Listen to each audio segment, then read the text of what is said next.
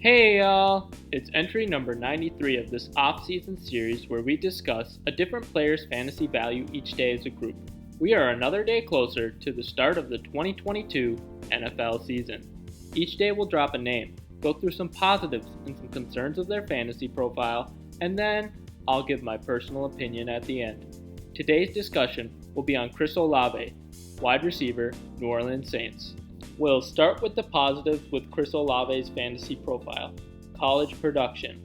Over the course of his 38-game college career, Olave totaled 175 receptions for 2,702 receiving yards and 35 receiving touchdowns, or per-game averages of 4.61 receptions for 71.11 receiving yards and 0.92 receiving touchdowns per game. He has been a solid performer since he broke out as a 19-year-old at Ohio State, which makes it more intriguing to invest in him from a fantasy perspective.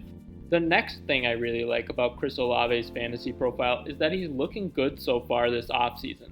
Chris Olave has gotten some positive reports this preseason, with Jameis Winston saying that Olave reminds him of the professionalism and preparedness he saw from Chris Godwin in Tampa Bay. Olave also caught a touchdown in the second week of the preseason against the Packers. This strong start could be an indication of what's to come for Olave in 2022. The last thing I really like about Chris Olave's fantasy profile for 2022 is that his quarterback, Jameis Winston, has been willing to air it out in the past.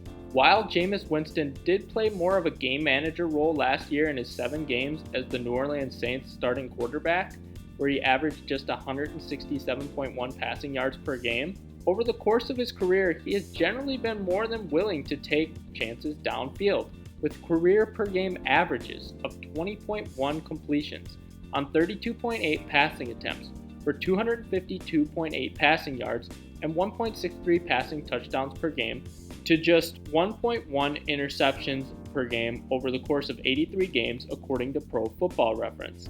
Since the Saints now have solid pass catchers in Michael Thomas, Chris Olave, and Jarvis Landry, it's likely that Winston goes back more towards his air-it-out ways, which would bode well for all of the Saints' pass catchers, including Chris Olave. Moving on to some of the concerns with Chris Olave's fantasy profile. He's a rookie wide receiver. In NFL history, there have been just 27 players to finish with over 1,000 receiving yards in their rookie year, according to StatMuse. It usually takes pass catchers a year or two to adjust to the NFL level, so we may need to temper fantasy expectations with Olave in year 1. The next thing that concerns me about Chris Olave's fantasy profile for 2022 is his offensive coordinator, Pete Carmichael's past coaching tendencies. The New Orleans Saints no longer have Sean Payton calling the plays, but they do still have Pete Carmichael Jr. around to serve as the team's offensive coordinator. He's been the team's offensive coordinator since 2009, and over the course of his career as the team's offensive coordinator, his wide receiver room as a whole has generally been utilized slightly less than league average wide receiver room. Playing in an offense that utilizes the wide receiver room as a whole at a lower rate than the NFL league average wide receiver room may limit Olave's upside. The last major concern I have with Chris Olave's fantasy profile is his competition for targets.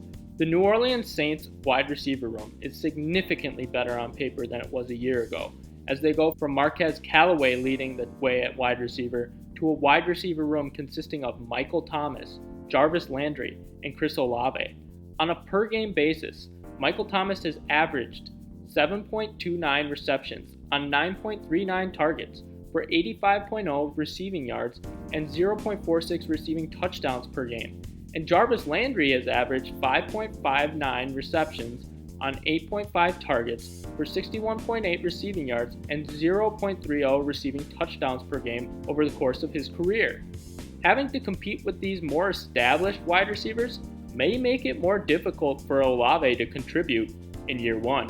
Some additional thoughts on Chris Olave's fantasy profile. The big factor here is Michael Thomas. This overlaps a little bit with the last concern in the concern section, but the big lingering factor in Chris Olave's fantasy profile is the status of star wideout Michael Thomas.